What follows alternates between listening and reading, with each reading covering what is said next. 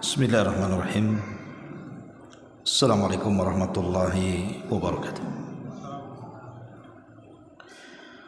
Alhamdulillah wassalatu wassalamu ala Rasulillah wa ala alihi wa sahbihi wa mawalah wa la hawla wa la quwata illa billahi wa ba'd. Alhamdulillah, segala puja dan puji hanya milik Allah subhanahu wa ta'ala. Salawat dan juga salam kita hadiahkan kepada Rasul kita Nabi besar Muhammad sallallahu alaihi wa ala alihi wasallam. Pembahasan di malam hari ini sebuah hadis yang dikeluarkan dari Imam Al-Bukhari dari hadis Abdullah ibnu Umar radhiyallahu anhu. Hadis yang sangat masyhur sekali yang mengingatkan kita tentang zuhud di dunia. Kita baca hadisnya. An Ibni Umar radhiyallahu anhu qala akhadha Rasulullah sallallahu alaihi wasallam bimankibi wa kana Ibnu Umar faqala sallallahu alaihi wasallam kun fid dunya ka'annaka gharib aw 'abiris sabil. Faqala Ibnu Umar radhiyallahu anhuma idza amsayta fala tantadhiris sabaha wa idza asbahta fala tantadhiril masaa wa khudh min sihhatika limaradik wa min hayatika limautik. Rawahul Bukhari. Dari sahabat Ibnu Umar radhiyallahu anhuma dia mengatakan, Nabi sallallahu alaihi wasallam satu hari pernah memegang kedua bahu. Faqala Nabi sallallahu alaihi wasallam, maka Rasul mengatakan, kun fid dunya ka'annaka gharib. Jadilah di dunia seolah-olah engkau adalah orang asing. Aw 'abiru sabilin, atau lebih dalam daripada itu, abirus sabil, seperti orang yang sedang safar melintasi jalan. Kemudian Abdullah ibn Umar radhiyallahu anhuma mengambil manfaat dari sabda Nabi ini dan mengatakan, idza asbahta fala tantadiril masa. Afwan, idza amsayta fala tantadiris sabah wa idza asbahta fala tantadiril masa.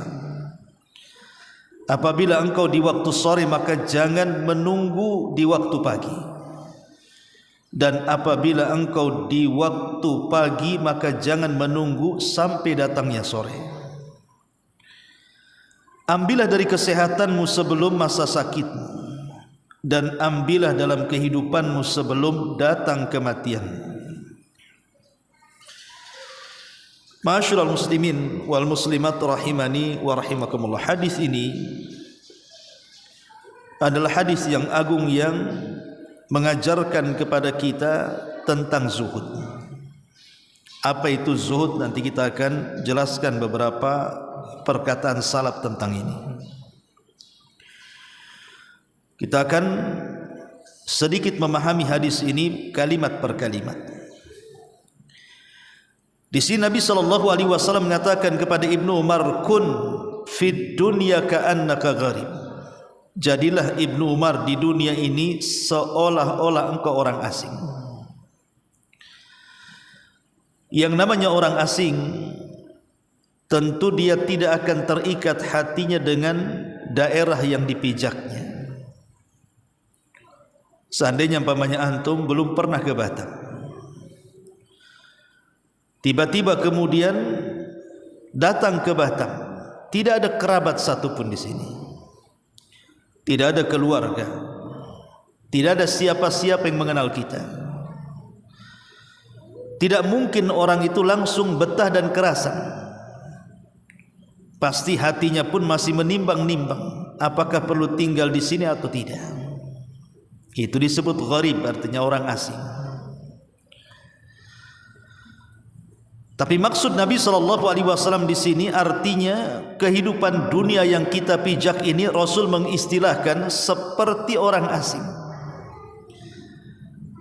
Maknanya bahwa seseorang tidak boleh mengikat hati dengan dunia, karena kita di daerah yang bukan daerah kita.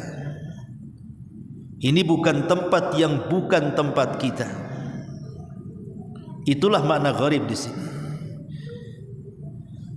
Dan lebih dalam daripada itu, Nabi SAW mengatakan awabiru sabilin, ataupun orang yang melintas jalan alias musafir.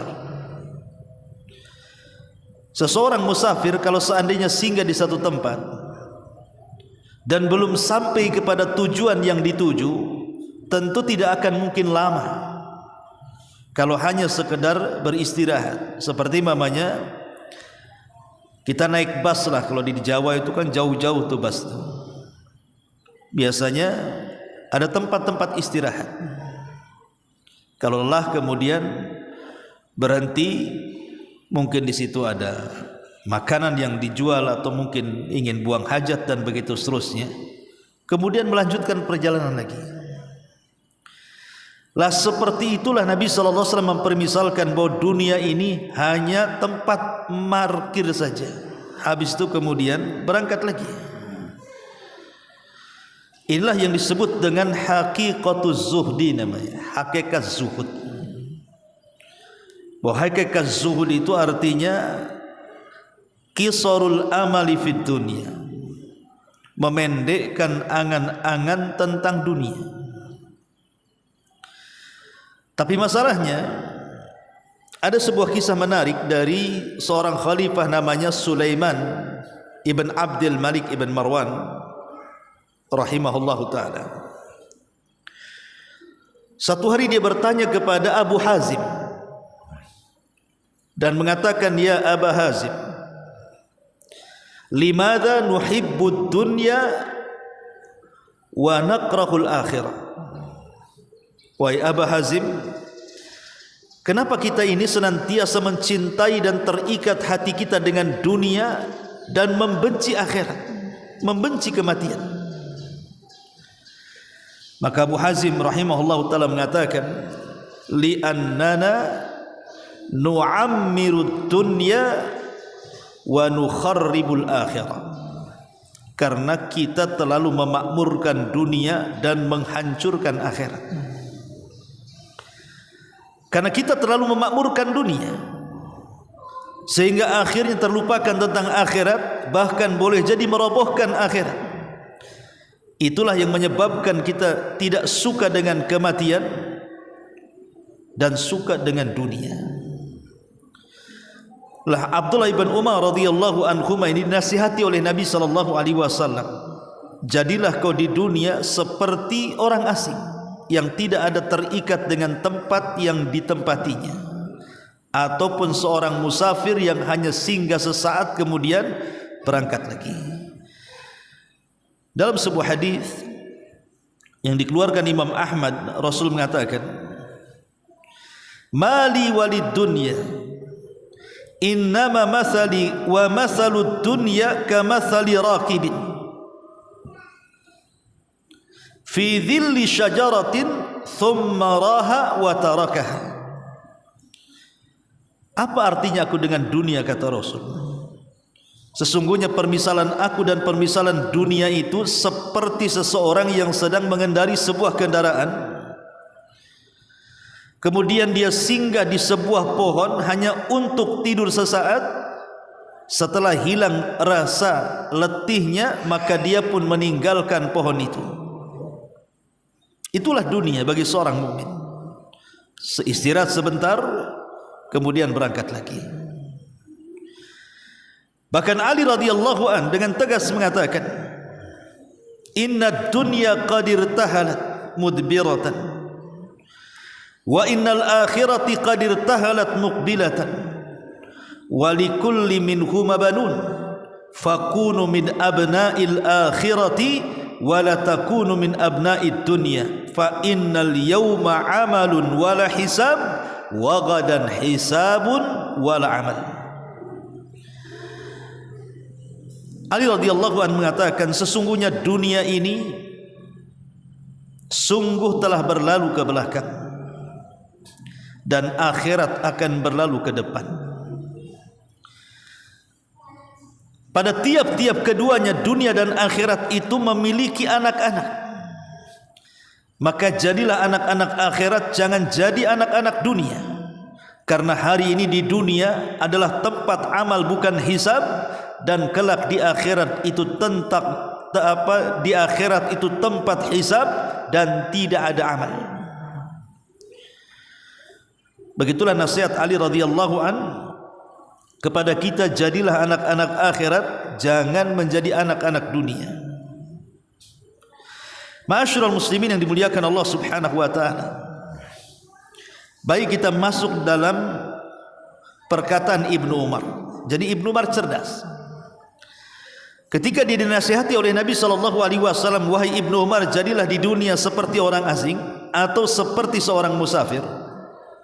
Apa kata Ibnu Umar? Idza amsayta fala tantadiri as-sabaha. Kalau engkau di waktu pagi, kalau engkau di waktu sore, jangan menunggu kematian sampai di waktu pagi. Karena antara sore dan pagi itu tidak ada yang tahu tentang kematian kita.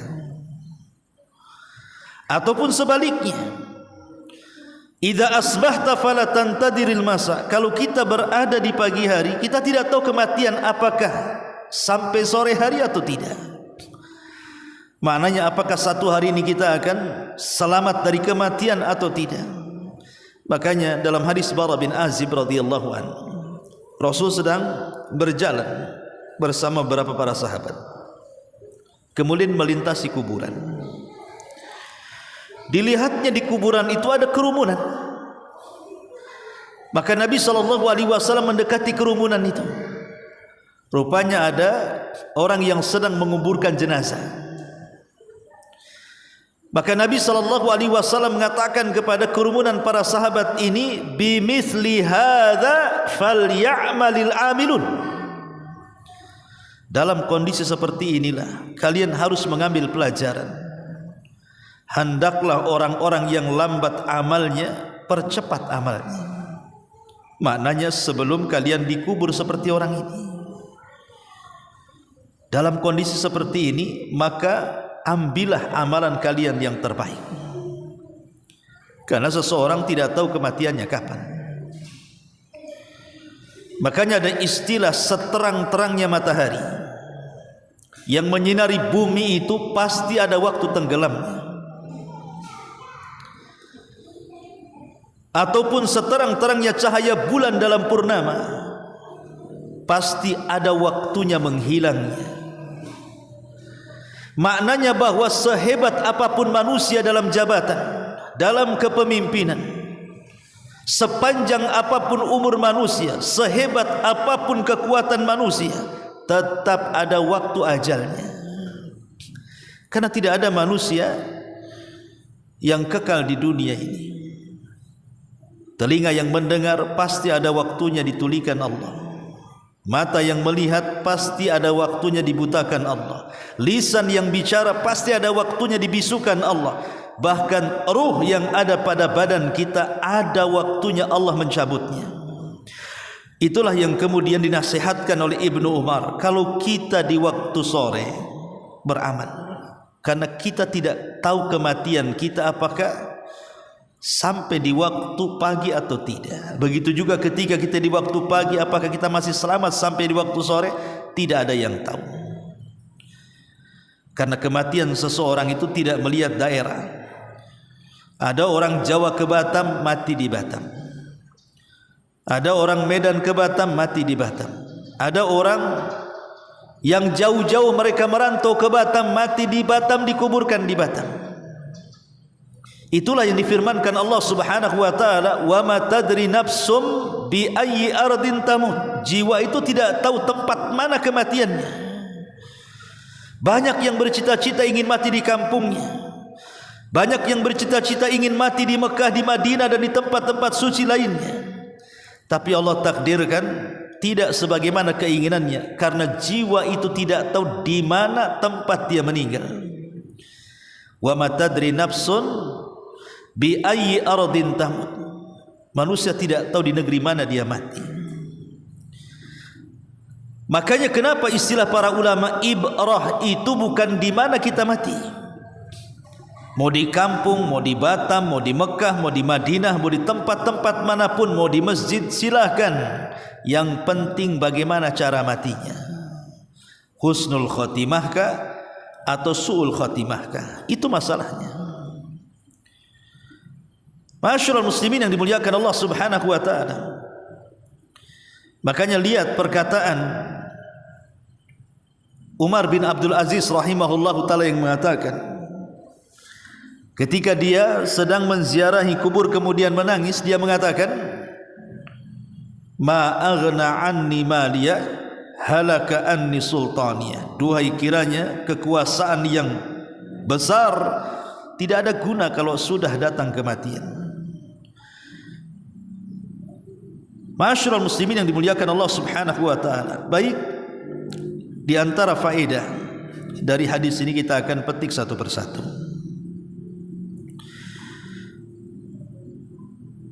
Pertama, hadis ini mengajarkan al-hathu ala istighlali ayyamil umri fil a'mali salihati. Anjuran untuk memanfaatkan hari-hari, umur-umur yang kita masih sisa, gunakan untuk beramal saleh. Makanya Ibnu Umar mengatakan, ambillah waktu sehatmu sebelum sakitmu dan waktu hidupmu sebelum datang kematian. Maka yang pertama, hargailah sisa-sisa hari, sisa-sisa umur untuk beramal saleh. Ingat perkataan Fudail bin Iyad yang sering saya jelaskan. Ketika dia berjumpa dengan seorang kakek yang usianya 60 tahun. Apa kata Fudail? Ya fulan, kam umru? Wahai fulan, berapa umur? Maka Fudail ibn Iyad rahimahullahu ta'ala mengatakan orang ini mengatakan sittuna sanatan, 60 tahun wahai imam. Jadi Fudail bertanya, berapa umurmu? Berapa usiamu wahai kakek? Maka kakek ini mengatakan 60 tahun. Maka Fudail ibn Iyad rahimahullah ta'ala mengatakan, oh kalau begitu perjalananmu menghadap Tuhanmu itu sudah hampir dekat, karena sudah jauh melangkah. Sudah 60 tahun kau berjalan, artinya tujuanmu sudah hampir dekat. Fudail ibn Iyad mengingatkan soal kematian. Maka sang kakek mengatakan, ya imam, inna lillah wa inna ilaihi rajiun. Wa imam, bukankah kita semua datang dari Allah dan akan kembali kepada Allah? Maka Fudail ibn Iyad menganggukkan kepada dan mengatakan, ya, tapi wahai fulan, apakah engkau tahu makna inna lillah wa inna ilaihi rajiun? Maka sang kakek mengatakan, tidak tahu wahai imam, idzan fassir lana. Kalau gitu Pak, tafsirkan kepada kami. Maka Fudail ibn Iyad mengatakan, makna inna lillah artinya inna lillahi abdun. Makna daripada inna lillah, sesungguhnya kita kembali kepada Allah, kita datang dari Allah Subhanahu wa ta'ala, kita semua milik Allah. Artinya inna lillahi abdun, kita semua hamba Allah. Itu makna inna lillah, kita adalah hamba Allah. Adapun wa inna ilaihi rajiun, dan akan kembali kepada Allah Subhanahu wa ta'ala, artinya Allah akan bertanya dan meminta pertanggungjawaban tentang penghambaan kita kepada Allah. Artinya kita akan dimintai pertanggungjawaban tentang amalan kita di dunia. Kemudian sang kakek mengatakan, wahai imam, kalau seandainya teramat berat pertanggungjawabanku di hadapan Allah Subhanahu wa ta'ala, Lalu apa perkara yang bisa meringankan aku? Maka Fudail ibn Iyad mengatakan, selamatkan sisa umurmu. Kata Fudail ibn Iyad, selamatkan sisa umurmu, maka Allah akan mengampuni dosamu yang telah kau lakukan dan yang sedang kau lakukan. Maknanya Fudail ibn Iyad rahimahullah ta'ala mengatakan bahwa kalau Allah masih memberikan nafas bagi kita, fa'idha faraghta fansab, apabila kita selesai melaksanakan sebuah ibadah, lakukan ibadah yang lainnya, jangan sampai disia-siakan. Jadi yang pertama adalah dari perkataan atau dari hadis Ibnu Umar ini, kita didorong untuk memanfaatkan hari-hari dan waktu-waktu untuk beramal saleh. Yang kedua, dhammu tulil amali wal hathu ala taqsirihi, celaan orang yang panjang angan-angannya dan seruan untuk memperpendek angan-angannya. Maksud di sini adalah panjang angan-angan soal dunia, karena tabiat manusia apabila melihat sesuatu dari perkara-perkara kenikmatan dunia, maka dia akan menghayal. Itu tabiat manusia. Tengok kendaraan bagus, pengen punya. Tengok rumah yang bagus, kapan saya punya itu? Pengen perhiasan yang cantik, kapan aku bisa beli? Dan begitu seterusnya. Jadi manusia itu kalau melihat gemerlapan dunia, maka dia ingin menghendaki, itu disebut dengan tulul amal namanya. Pengen ini, pengen itu, dia niat nak terbang ke langit tapi tak ada sayap, sehingga ya hanya angan-angan saja. Lah angan-angan ini membahayakan, karena akan memalaskan ibadah kepada Allah Subhanahu wa taala. Makanya ada perkataan Ali radhiyallahu anhu, tetapi memang dilemahkan para ulama ya. Bahkan Syekh Albani menganggap maudhu gitu ya. Tapi kan masyhur di masyarakat, ulama mengatakan artinya benar, tapi lafadznya ini tidak benar.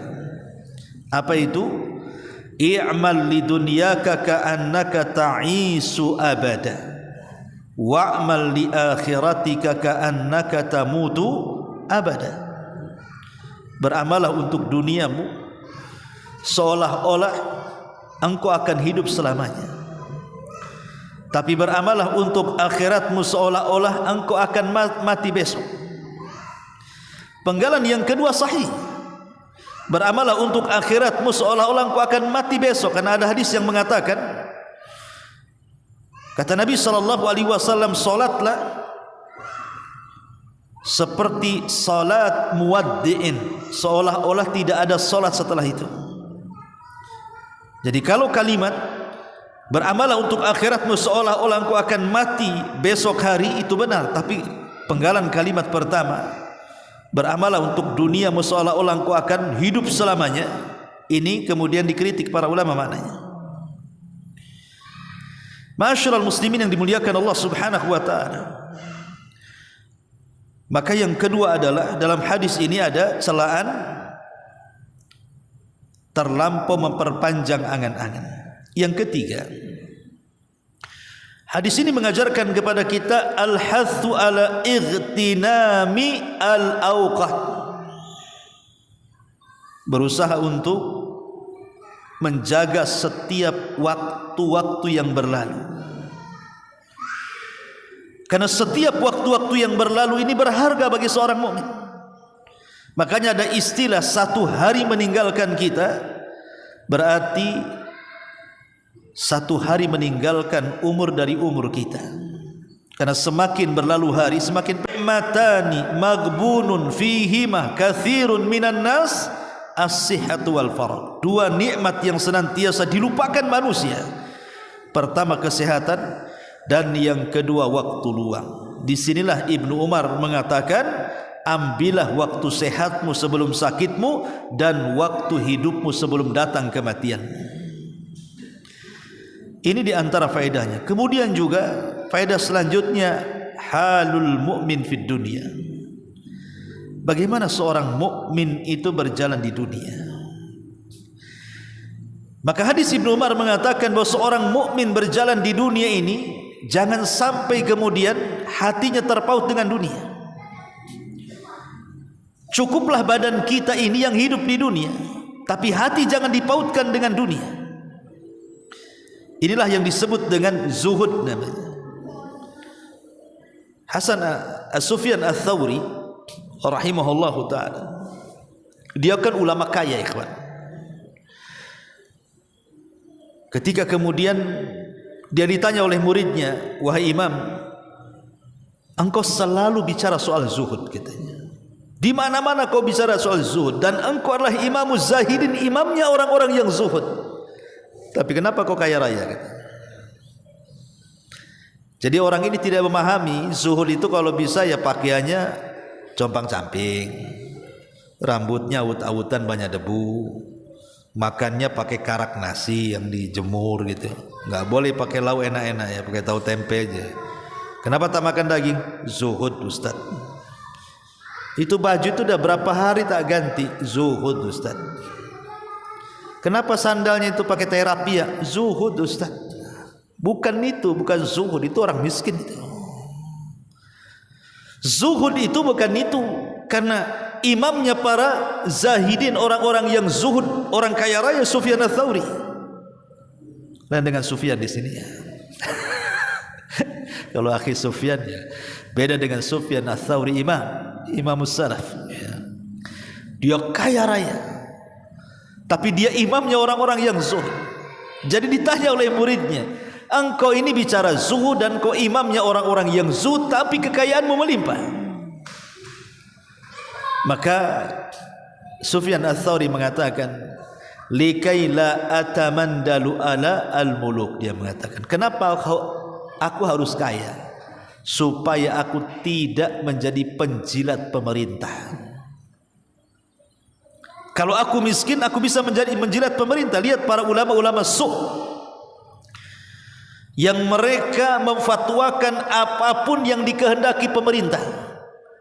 Apakah pemerintah menghendaki kebaikan ataukah keburukan, yang jelas keluarkan fatwa mendukung pemerintah walaupun yang disuruh itu keburukan. Lah Imam Sufyan Ats-Tsauri tidak mau seperti itu. Saya tidak mau menjilat pemerintah, karena dengan saya kaya, saya tidak meminta kekayaan kepada mereka. Aku bisa mengatakan yang hak adalah hak, yang batil adalah batil. Makanya dia orang yang paling menentang, berani kepada pemerintah. Dia menasihati dengan lantang, karena dia bukan ulama penjilat. Kemudian dia mengatakan, zuhud itu meletakkan kekayaan di tangan dan tidak memasukkan ke dalam hati. Itulah makna zuhud. Zuhud itu meletakkan kekayaan di tangan dan tidak sampai dimasukkan ke dalam hati. Karena hati orang-orang yang zuhud itu hanya untuk Allah. Seandainya ada kekayaan yang datang, cukup mampir di tangan. Kalaupun seandainya kekayaan hilang, maka hilang dari tangan. Ketika kemudian hanya mampir di tangan dan hilang dari tangan, hati tidak mungkin terpengaruh. Mau miskin pun dia tidak akan sedih, karena hanya dari tangan ke tangan saja. Datang uang di tangan, pergi uang dari tangan, tidak sempat mampir di hati. Tapi kebanyakan orang itu banyak yang menjadikan uang itu sebagai hambanya, sehingga Nabi SAW mengatakan, ta'isa abdu dinar wa ta'isa abdu dirham. Celaka hamba-hamba dinar dan dirham. Sebelum tidur yang terpikir uang, dalam tidur mimpinya uang, bangun tidur cerita uang, sepanjang hari lagunya uang, dan begitu seterusnya. Lah kalau sudah seperti ini, maka sulit untuk zuhud.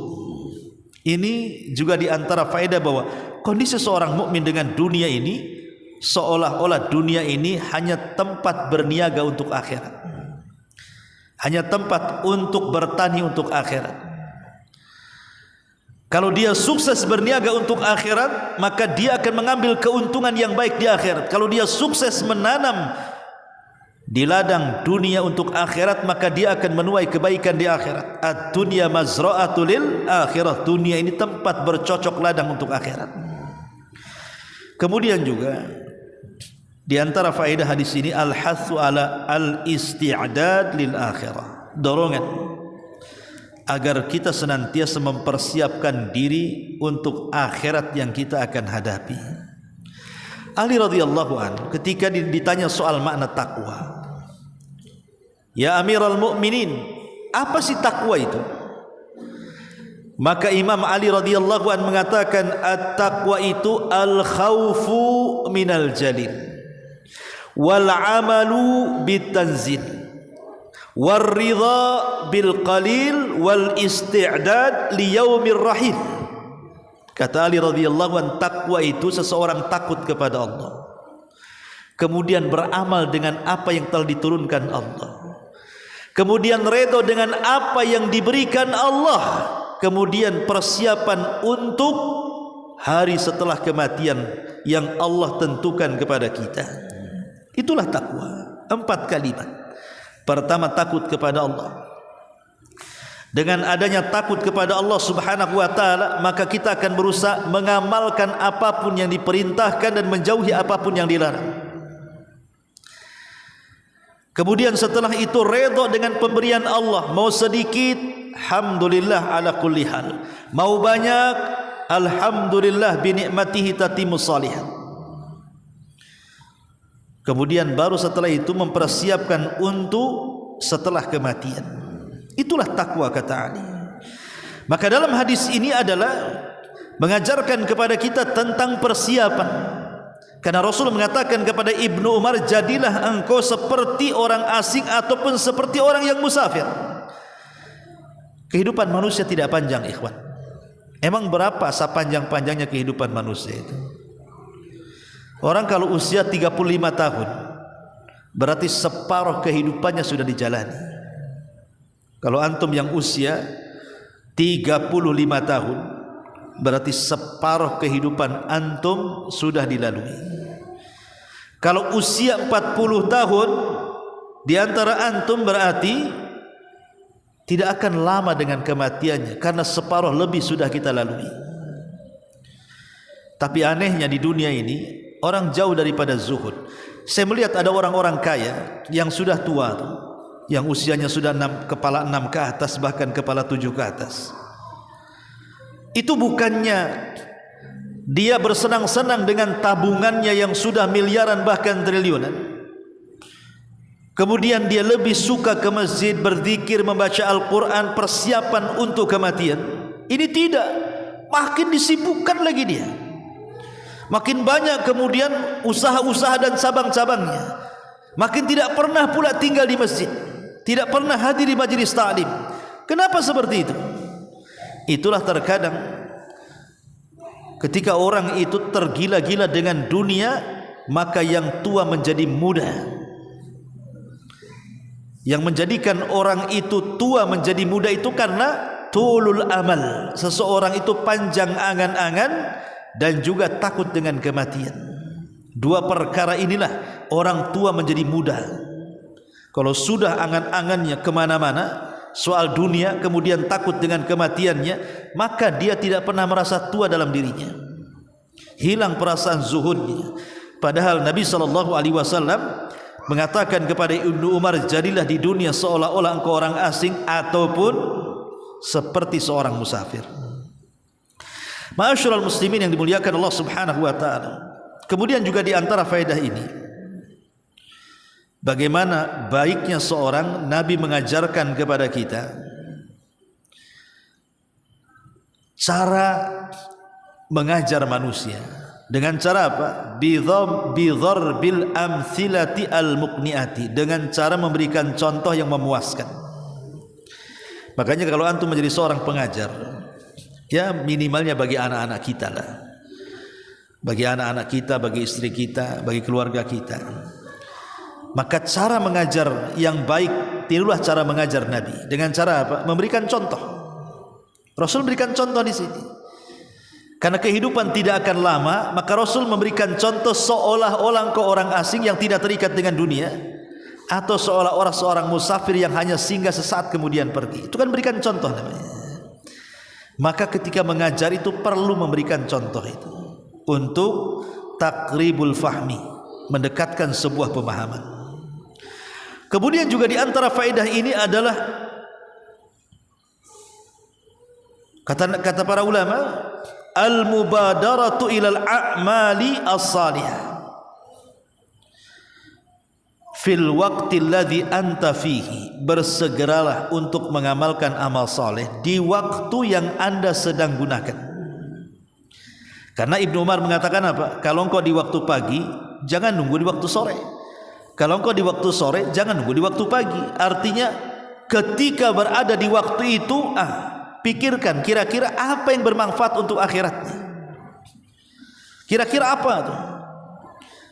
Karena kalau sekarang ini dengan adanya handphone, dengan adanya program-program dalam handphone, YouTube dan yang semacamnya itu, manusia dilalaikan ya kawan. Kadang-kadang satu hari dari pagi sampai sore dia melihat YouTube aja, entah apa yang dilihat. Ya kalau dengerin ngaji gitu ya, dengerin ceramah, kemudian ataupun ingin belajar tentang masalah dunia, entah pertukangan, entah masak, entah apa, mungkin ada manfaatnya ya. Tapi ada orang yang nonton itu, yang dari pagi sampai sore tidak lepas dari handphone, itu yang ditonton itu semua maksiat, musik ya, joget, film, sinetron dan macam-macam, lawakan apa pokoknya, naudzubillah. Nah ini kan tidak memanfaatkan waktu sebaik-baiknya. Harusnya waktu tentang singkatnya dunia. Dunia ini sangat singkat. Makanya sering saya istilahkan, singkatnya dunia ini lebih dipersingkat lagi dengan umur manusia. Dunia sudah singkat, disingkat lagi dengan umur manusia. Kita lihat ada orang yang 10 tahun meninggal, 20 tahun meninggal, 30 tahun meninggal, bahkan bayi yang baru brojol meninggal. Itu kan menunjukkan pendeknya dunia. Dan ketika itulah tegak kiamat baginya. Kata Nabi SAW, idza mata ahadukum faqad qamat qiyamatuhu. Kalau meninggal salah seorang di antara kalian, maka tegaklah kiamat kepadanya. Kemudian yang terakhir tentunya, bahwa dunia bukan watanul mu'minin, bukan tempat tinggal bagi orang-orang yang beriman. Nabi SAW mengatakan, ad-dunya sijnul mu'min wa jannatul kafir. Dunia ini penjara bagi orang-orang yang beriman, tapi surga bagi orang-orang kafir. Ketika Nabi SAW bersabda, dunia ini penjara bagi orang yang beriman dan surga bagi orang yang kafir, ada satu kisah. Jadi ada seorang ulama di Mesir namanya Ibnu Hajar al-Asqalani, Al-Hafidh Ibnu Hajar al-Asqalani, ma'ruf ya Ibnu Hajar, yang ngarang kitab apa namanya Bulughul Maram, itu Ibnu Hajar al-Asqalani. Yang ngarang kitab Fathul Bari, syarah daripada Sahih Bukhari, itu Ibnu Hajar al-Asqalani. Banyak karyanya Ibnu Hajar al-Asqalani, ulama yang mumpuni dalam pengetahuan. Jadi Ibnu Hajar al-Asqalani ini pernah menjadi qadhi di Mesir pada zamannya. Ya namanya qadhi tentu dimuliakan, dihargai, dikasih fasilitas negara, digaji, dikasih macam-macam fasilitas. Jadi satu hari Al-Hafidh Ibnu Hajar al-Asqalani ini jalan-jalan, kemudian lewat di sebuah pasar. Ketika orang-orang pasar melihat ulama mereka, Al-Hafidh Ibnu Hajar al-Asqalani melintas di pasar, semua keluar memuliakan, memuji, menghargai. Zaman dulu memang luar biasa, ulama dihargai betul. Ilmu dan para ulama itu luar biasa di zaman itu, lain dengan zaman sekarang. Jadi ketika di pasar itu orang-orang berkerumun kepada Al-Hafidh Ibnu Hajar untuk bertanya, untuk menyalami dan begitu seterusnya, adalah orang miskin dari Yahudi yang sedang duduk di tengah-tengah pasar itu.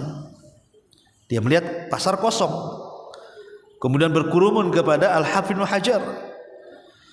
Akhirnya dia pun dalam hatinya terpikir, hebat kali orang itu, demikian mulianya orang itu, siapa orang itu? Akhirnya kemudian Yahudi miskin ini bertanya kepada kawannya yang muslim, siapa orang itu sebenarnya, kenapa begitu dihargai? Maka kawannya yang muslim mengatakan, celaka engkau, dia adalah ulama kami, dia Al-Hafidz Ibnu Hajar Al-Asqalani, kau tidak tahu namanya? Kemudian kata Yahudi miskin, saya tidak tahu karena saya bukan seorang muslim. Tetapi Yahudi mengatakan, bisa kau antarkan aku kepada dia? Kata kawannya yang muslim, bisa. Akhirnya dihantarkan, kemudian diperkenalkan, ya imam, di sampingku adalah orang Yahudi, dia ingin berkenalan dengan. Maka Al-Hafidz Ibnu Hajar Al-Asqalani langsung melirik orang Yahudi itu dan langsung menghormatinya, kemudian mengatakan, ya fulan, apa yang anda kehendaki dariku? Maka Yahudi miskin ini mengatakan, ya imam, aku ingin bertanya sesuatu. Saya pernah mendengar nabimu mengatakan bahwa dunia ini penjara bagi orang-orang yang beriman dan sorga bagi orang-orang kafir. Apa tidak terbalik? Aku di matamu, karena aku seorang Yahudi, pasti engkau menganggap aku ini kafir. Aku ini kafir. Dan engkau di matamu, engkau adalah seorang mukmin. Sekarang kita terapkan hadis ini, wahai imam, katanya dunia ini sorga bagi orang-orang kafir dan penjara bagi orang-orang yang beriman. Perasaan yang di penjara aku di sini gitu. Aku miskin, susah gitu ya.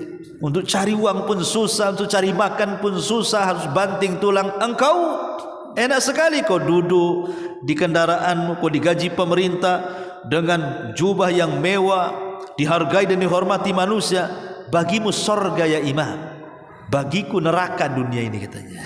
Dia bilang, bagiku neraka. Al-Hafidz Ibnu Hajar, dia orang cerdas.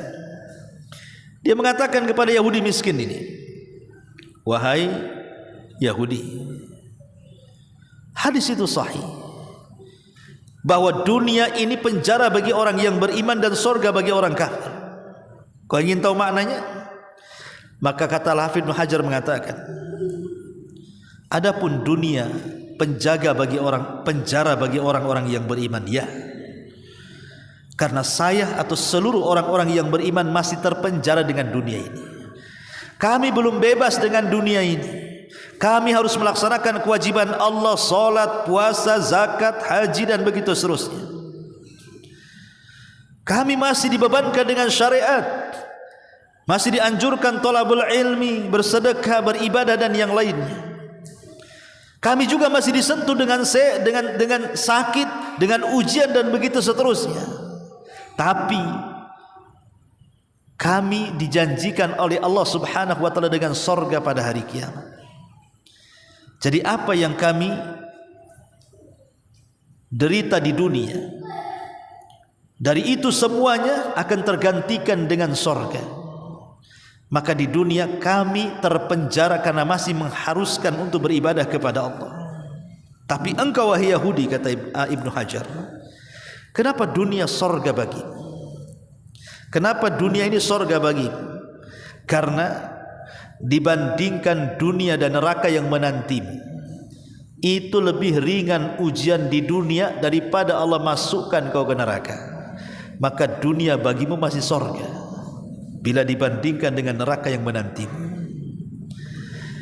Masyarul muslimin yang dimuliakan Allah Subhanahu wa taala, ini di antara faedah-faedah makna dari hadis Abdullah ibnu Umar radhiyallahu anhuma. Wallahu a'lam, mudah-mudahan manfaatnya. Subhanakallahumma bihamdika asyhadu an la ilaha illa anta astaghfiruka wa atubu ilaik. Allahu taala alam. Assalamualaikum warahmatullahi wabarakatuh.